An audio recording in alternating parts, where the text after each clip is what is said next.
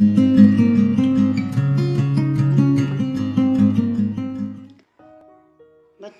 आज हम इस वीडियो में भक्ति काल के सगुण काव्य धारा के कृष्णमार्गी शाखा के प्रमुख कवि सूरदास जी के पदों का अध्ययन करेंगे। पिछली वीडियो में हमने सूरदास जी के 5 पदों की व्याख्या पढ़ी थी। सूरदास जी का पद है, सखीरी मुरली लीजे चोरी, जिन गोपाल किन्हें अपने बस, प्रीति सबने की तोरी। छिन इक घर भीतर निसि बासर, धरतन कभहु छोरी। कभहु कर कभहु अधरनी, कटी कभहु खोसत जोरी। ना जानो कछु मेल मोहनी, राखे अंग अंग भोरी। निसि बासर का अर्थ है रात दिन, और राग का अर्थ है संगति, प्रेम। मोहनी का अर्थ है मोहित करने वाली। भोरी का अर्थ है भुलावा देकर।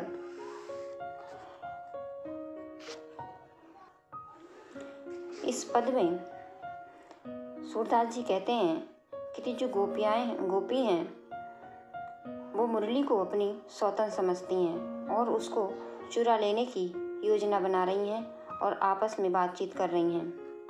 सखीरी मुरली लीजे चोरी, हे सखी, कृष्ण की मुरली को हम चुरा लें। जिन गोपाल किन्हें अपने बस, क्योंकि इस मुरली ने श्री कृष्ण को अपने वश में कर लिया है। प्रीति सबने की तोरी, और सबके प्रेम संबंधों को तोड़ दिया है। छिन एक घर भीतर निसि बासर, धरतन कबहु छोरी। श्री कृष्ण बांसुरी के प्रेम में ऐसे आसक्त हो गए हैं कि घर बाहर रात दिन वे उसे अपनाए रखते हैं।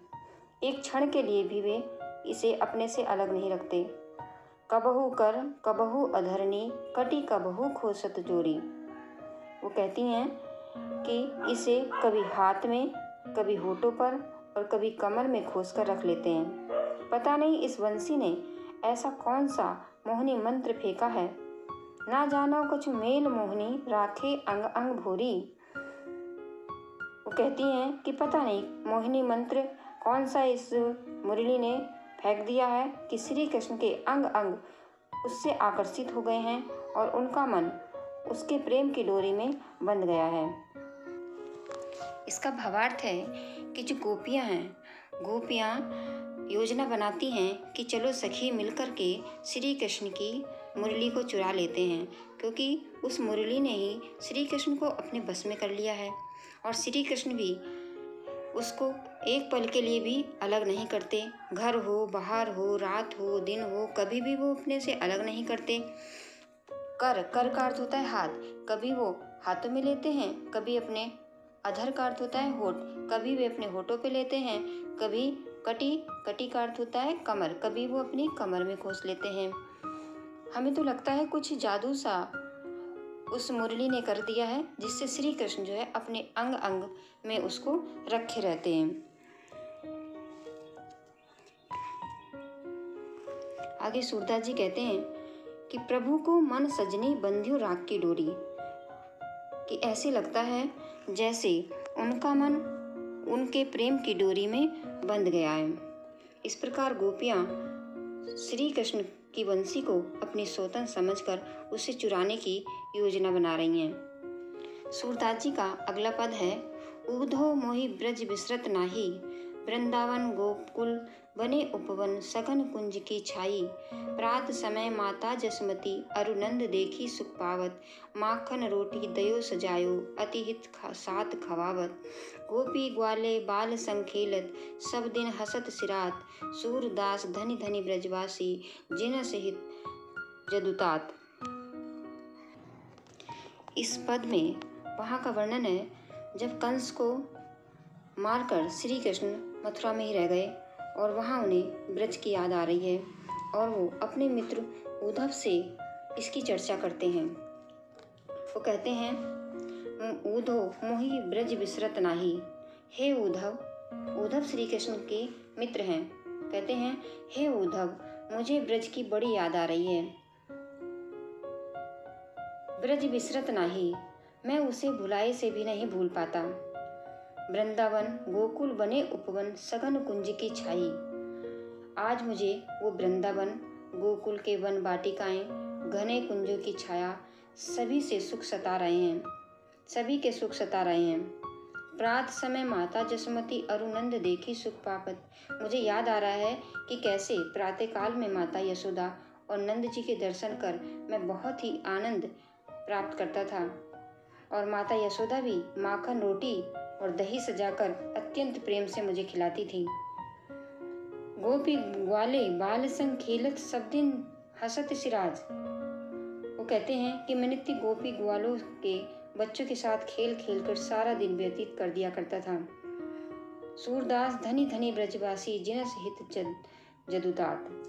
सूरदास जी कहते हैं कि उन ब्रजवासियों का जीवन धन्य है जिनके साथ ब्रज वल्लभ भगवान इतना स्नेह करते हैं। इस पद में सूरदास जी ने श्री कृष्ण के मन की व्यथा को बताया है, क्योंकि यहाँ पर श्री कृष्ण एक राजा बन गए हैं और राजा को बच्चों जैसे खेलने को नहीं मिलता है।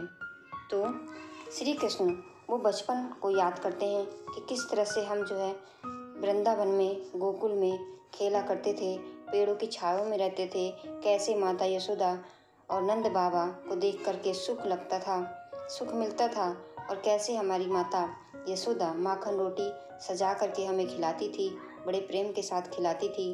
सारा दिन गोपी ग्वाल वालों के साथ खेलते बीत जाता था। पर अब तो हम यहाँ पर राजा बन गए हैं और राजा को वो सब सुख नहीं मिलते हैं। तो इस प्रकार उन्हें अपने बचपन की याद आ रही है और वो वृंदावन को बहुत याद कर रहे हैं। सूरदास जी भी यहाँ पर कहते हैं कि देखो वो ब्रजवासी कितने धन्य हैं जिन्हें स्वयं ईश्वर याद कर रहे हैं।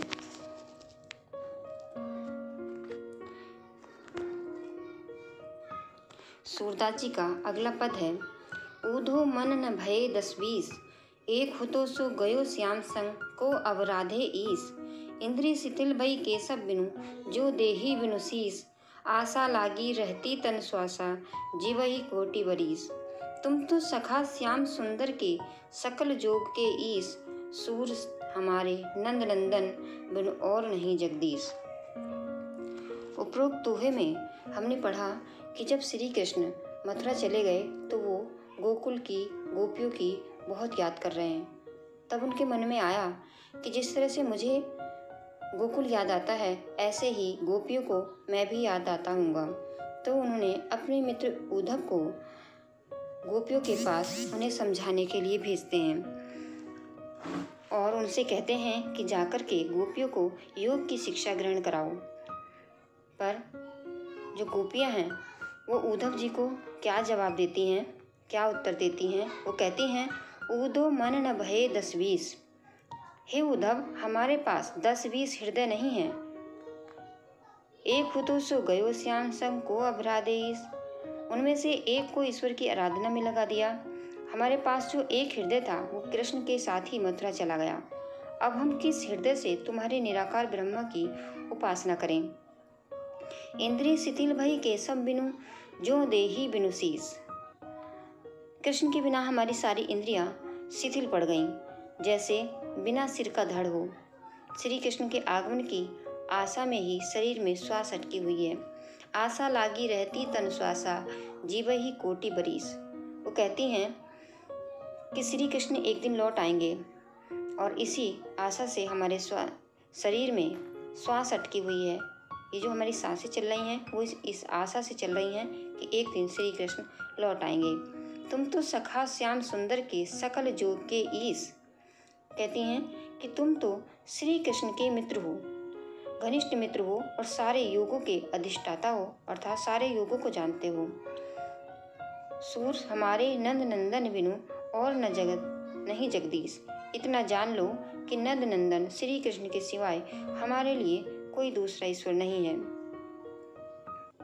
यहाँ पर उद्धव जी गोपियों को समझाने आए थे कि तुम निराकार ईश्वर की आराधना करो, पर गोपियाँ उनको इस तरह से जवाब देती हैं कि हे उद्धव, हमारे 10-20 मन नहीं है, हमारा तो एक ही मन था, वो श्री कृष्ण के साथ चला गया, तो किस मन से हम तुम्हारे निराकार ईश्वर की आराधना करें। हमारे तो हाथ पैर सब जो है कृष्ण के बिना ऐसे हो गए हैं, हमारा शरीर ही ऐसे हो गया जैसे किसी के शरीर से सिर हटा दिया जाए तो जो उस शरीर की हालत होती है वही हमारे शरीर की हालत हो गई है। हाँ, इस शरीर में जो सांसें चल रही हैं वो सिर्फ इस आशा से चलती रहती हैं कि शायद श्री कृष्ण जो है एक दिन लौट आएंगे, और ये सांसें हमारी करोड़ों वर्ष तक ऐसे ही चलती रहेंगी उनके इंतजार में। आगे कहती हैं गोपियाँ कि तुम तो श्री कृष्ण के घनिष्ठ मित्र हो और सकल योग सब कुछ तुम्हें, योग की बातें, योग की जो है पढ़ाई या योग की साधना तुम्हें सब आती है, तो तुम इतना भी जान लो। सूरदास जी कहते हैं कि गोपियाँ कहती हैं कि तुम इतना जान लो कि श्री कृष्ण के सिवा हमारे यहाँ हमारे लिए कोई दूसरा ईश्वर नहीं है। सूरदास जी का अगला पद है, ऊदो जाहो तुम ही हम जाने, श्याम तुम ही सिया को नहीं पठ्यो, तुम हो बीच भुलाने, ब्रज नारिन सो जो कहो तो बात कहत न लजाने, बड़े लोग न विवेक तुम्हारे ऐसे भये अयाने, हमसो कहिले हम सही के जिये गुण ले सयाने, कह अबला ये दशा दिगंबर मस्ट करो पहचाने, साँच कहा तुमक अपनी सो बूझती ना बात निदाने, सूर श्याम तुम ही पठायो नेको मुस्काने। इसमें गोपियाँ उद्धव जी से कहती हैं, जब उद्धव जी उन्हें योग साधना के बारे में बताते हैं और निराकार ईश्वर की आराधना के बारे में बताते हैं, तो गोपियाँ उन पर शक करती हैं कि जो है तुम वास्तव में यहाँ आए हो या तुम रास्ता भूल गए हो। हमें लगता है कि तुम श्री कृष्ण का संदेशा लेकर के हमारे पास नहीं आए, हमें तो ऐसा लगता है कि तुम्हें कहीं और जाना था और तुम जो है यहाँ पर रास्ता भूल गए हो। वो कहती हैं, हम सभी आपकी चाल समझ गई, श्री कृष्ण ने आपको यहाँ के लिए कदापि नहीं भेजा, आप बीच में ही बुलावा देने के लिए पहुँच गए हैं। ऊदो जाओ तुम ही हम जाने, यानी हम सब आपकी चाल समझ गए हैं, श्री कृष्ण ने आपको यहाँ नहीं भेजा, आप बीच में ही बुलावा देने के लिए पहुँच गए। श्याम तुम ही स्या नहीं पठियो, तुम हो बीच बुलाने। आप ब्रज बालाओं से योग साधना की बात करते हैं, क्या आपको ऐसी बात करते शर्म नहीं आती? ब्रज नारी सो जो कहत है बात कहत न लजाने, बड़े लोग न विवेक तुम्हारे ऐसे भय अयाने। आप सयाने हो, चतुर हो जरूर हो, लेकिन विवेक से सुनने लगते हो, यानी तुम्हें भी जो है अच्छा बुरा सोचने की शक्ति नहीं है, तभी तो इस तरह से अविवेकपूर्ण बातें कर रहे हो। आपने जो कुछ भी कहा हम लोगों ने उसे सह लिया, हमसो कहिले हम सही के जिये गुनी ले सयाने। आगे कहती हैं कि तुमने हमसे जो बातें कह ली हमने वो बातें बर्दाश्त भी कर ली, लेकिन आप स्वयं अच्छी तरह से विचार करके देखिए कि आपने यहाँ तक उचित कहा है कि हम लोग स्त्री हैं और आप हमें योगियों की तरह रहने का संदेश दे रहे हैं। इस स्थिति को भला हम सभी कहाँ तक अपना सकती हैं? आप शांत हो जाइए और सोचिए। आगे कहती हैं, कह अबला कह दशा दिगंबर मस्ट करो पहचानो, कहाँ साँच कहा तुमक अपनी सो बूझती बात निदाने। आगे कहती हैं कि भला हम सभी कहाँ तक अपना सकती हैं आपकी बातों को? आप शांत हो जाइए और सोचिए। अच्छा, अब आप सच सच बताइए कि आपको हमारी सौगंध है। वो कहती हैं कि हम आपको जो है अपनी सौगंध देते हैं और हमें सच्ची बताइए कि जो है श्री कृष्ण ने आपको भेजा है कि आप जो है रास्ता भूल गए हैं। और एक बात और भी वो कसम दे करके पूछती हैं कि आप हमें बताइए कि जब श्री कृष्ण ने आपको यहाँ भेजा था तो क्या वो थोड़ा भी मुस्काए थे या नहीं? यदि उस समय वे थोड़ा भी मुस्काए होंगे तो बस समझ लीजिए कि उन्होंने आपसे मजाक किया है। यह भावार्थ ये है कि गोपियाँ कहती हैं कि श्री कृष्ण ने आपको नहीं भेजा और जो बातें तुम कह रहे हो अगर भेजा भी है तो वो मजाक में कहा होगा, सच में जो तुम कह रहे हो वो श्री कृष्ण जी ने हमारे लिए संदेशा नहीं भेजा है। सूरदास जी का अगला पद है, निर्गुण कौन देश को बासी, मधुकर कई समझाए सोय दे, बूझती साँच नहासी, को है जनक को है जननी, कौन नारी को दासी, कैसे बरन भेष कैसो कही रस में अभिलाषी, पावेंगे पुनि कियो आपने जोरे करोगे गासी, सुनत मौन रहे बावरी सूरे सबे मतिनासी। इसका अर्थ है उद्धव जी जब कहते हैं कि सब गोपियाँ निर्गुण ईश्वर की आराधना करो, तो गोपियाँ उनसे पूछती हैं, जिसका जवाब उद्धव जी नहीं दे पाते। गोपियाँ कह रही हैं, निर्गुण कौन देश को वासी। हे उद्धव जी, हम आपसे सौगंध देकर पूछते हैं, हंसी नहीं कर रहे। आप हमें ये बता दीजिए कि आपका जो निर्गुण ब्रह्मा है, निर्गुण ईश्वर है, निराकार जो ईश्वर है, वो कौन देश का रहने वाला है। को है जनक, को है जननी, कौन नारी को दासी। बताइए, उनके पिता कौन है, उनकी माता कौन है, उनकी नारी कौन है और उनकी दासी कौन है। यानी बताइए, जिस निराकार ईश्वर की आप बातें कर रहे हैं, क्या हम गोपियाँ उनकी आराधना करें, पूजा करें, तो हमें ये तो बताइए कि आपका निर्गुण ईश्वर रहता कहाँ है। हम सच में हंसी नहीं कर रहे, अपनी सौ दे करके आपसे पूछ रहे हैं, हमें ये बता दो कि जो तुम्हारा निराकार ईश्वर है, उसका पिता कौन है, कौन उसकी माता है, कौन उसकी पत्नी है, कौन उसकी दासी है, कैसे वर्ण भेष है, कैसो की रस्म अभिलाषी, उसका रंग कैसा है, वे किस प्रकार आनंद की अभिलाषा करते हैं। हे उद्धव जी, यदि आप इसे बताने में किसी प्रकार का छल कपट करेंगे तो निश्चय ही उसका बुरा परिणाम आपको मिलेगा। पावेंगे पुनि कियो आपने जो रे करोगे काशी, सुनत मौन रहे बाब रे सुरे सवे मतिनासी। गोपियों के प्रश्नों को सुनकर उद्धव जी बावले से होकर चुप हो गए, मानो उनका सारा विवेक ही नष्ट हो गया। यहाँ पर उद्धव जी गोपियों के सवालों का कोई जवाब नहीं दे पाए।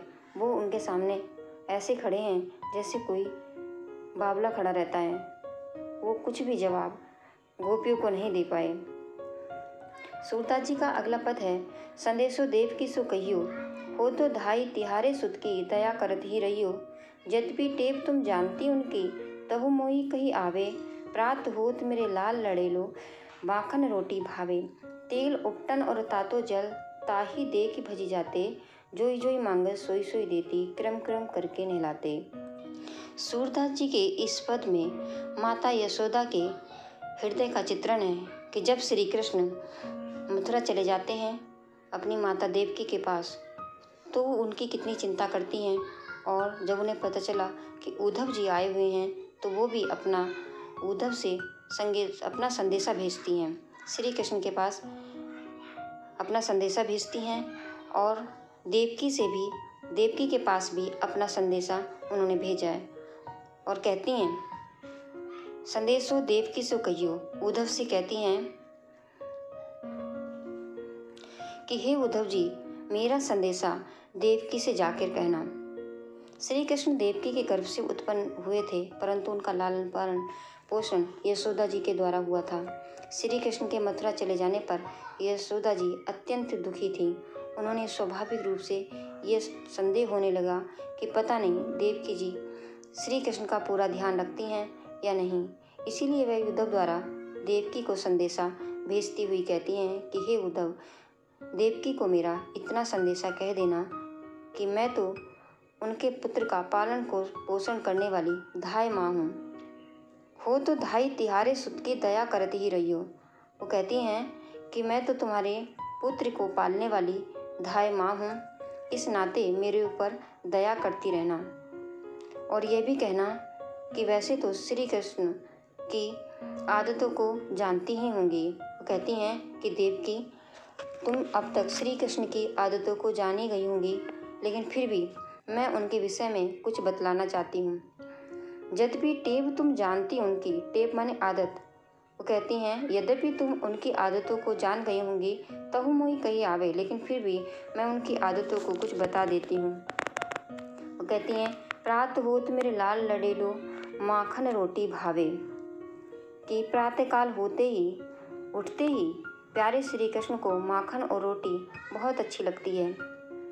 श्री कृष्ण के बचपन की चपलता के बारे में बताते हुए यशोदा जी कहती हैं कि तेल उपटन और तातो जल ताही देखी भजी जाते। कि श्री कृष्ण को जब मैं नहलाने बैठती थी और वो स्नान करते समय ऊटन, तेल और गर्म जल को देख करके श्री कृष्ण बहुत जल्दी भाग जाते थे। उस समय जो जो वस्तु वो मुझसे मांग करते थे, मैं उन्हें देती थी। तब कहीं वे धीरे धीरे स्नान करते थे। जोई जोई मांगत सोई सोई देती, क्रम क्रम करके निहाती। सूरदास जी के अनुसार यशोदा माता युद्धव से कहती हैं कि अब मुझे दिन रात इसी बात की सोच रहती है कि मेरा अत्यंत दुलारा श्री कृष्ण उनके यहाँ भोजन करने में कहीं संकोच तो नहीं कर रहा है। यहाँ पर इस पद में माता यशोदा के मन की व्यथा का वर्णन है कि हो सकता है देवकी उनकी सब आदतों को जान गई हैं, लेकिन फिर भी मैं उन्हें कुछ बता देती हूँ कि श्री कृष्ण को प्रातःकाल होते ही माखन रोटी अच्छी लगती है, और जब मैं उन्हें नहलाती थी तो श्री कृष्ण तेल और उटन देख करके और गर्म पानी देख करके भाग जाते थे, और जब नहलाती थी तो नहलाते समय एक एक चीज़ की मांग करते थे और मैं उनको एक एक चीज़ देती जाती थी और क्रम क्रम करके नहलाती थी। सूरपतिक सुन मुनि रहनी, दिन बढ़ियो रहत उर सोच। आगे कहती हैं कि हे पतिक, हे उद्धव जी, मुझे दिन रात यही सोच रहता है कि कहीं उर माने हृदय, कि मेरे दिल में यही सोच रहता है मेरो अलग लड़े तो मोहन कहे करत सको संकोच, कि कहीं ऐसा ना हो श्री कृष्ण जो है कुछ भी मांगने में वहाँ पर संकोच करें। अभी वो घर उनके लिए नया नया है, ऐसा ना हो कि उन्हें भूख लग रही हो और वो खाना भी मांगने में संकोच करें, यही चिंता मुझे रहती है। यहाँ माता के हृदय के सहज ही उद्गार विरक्त हुए हैं। श्री कृष्ण अधिक ऐश्वर्य के स्थान पर पहुँच गए, फिर भी माता यशोदा उनके विषय में चिंतित दिखाई दे रही हैं। निश्चय ही प्रिय पात्र के निकट न रहने पर मन में तरह तरह की आशंकाएं उठती हैं। बच्चे प्राय अपने परिवार के सदस्यों के सामने तो जिद कर लेते हैं, किंतु अपरिचित स्थान पर संकोच के कारण चुप रह जाते हैं। वास्तविक माँ होते हुए भी देवकी उनके लिए अपरिचित थी, अतः यशोदा श्री कृष्ण के संकोच का स्पष्ट कारण देखती हैं और इसीलिए वो चिंता में हैं कि कहीं ऐसा ना हो मेरा पुत्र जो है कुछ भी मांगने में संकोच करे। इन सारे पदों में भाषा ब्रज है, छंद गे पद है, रस वात्सल्य है, गुण माधुर्य है और शब्द शक्ति अभिधा है। बच्चों, आज हमने ये सूरदास जी के पदों को पढ़ा, इसमें जाना कि किस तरह से श्री कृष्ण जी को गोकुल याद आता है और वो किस प्रकार गोपियों को समझाने के लिए भेजते हैं कि जा तुम मेरा ध्यान छोड़ करके निराकार ईश्वर की आराधना करो। उसमें फिर गोपियाँ बताती हैं कि हम श्री कृष्ण के अलावा और किसी की आराधना नहीं कर सकते। फिर माता यशोदा का श्री कृष्ण के लिए चिंता करना और उन्हें देवकी के लिए संदेश भेजना, ये सब हमने इस पदों में पढ़ा। आशा है कि आप सबको ये सब जो है पद समझ में आए होंगे। धन्यवाद।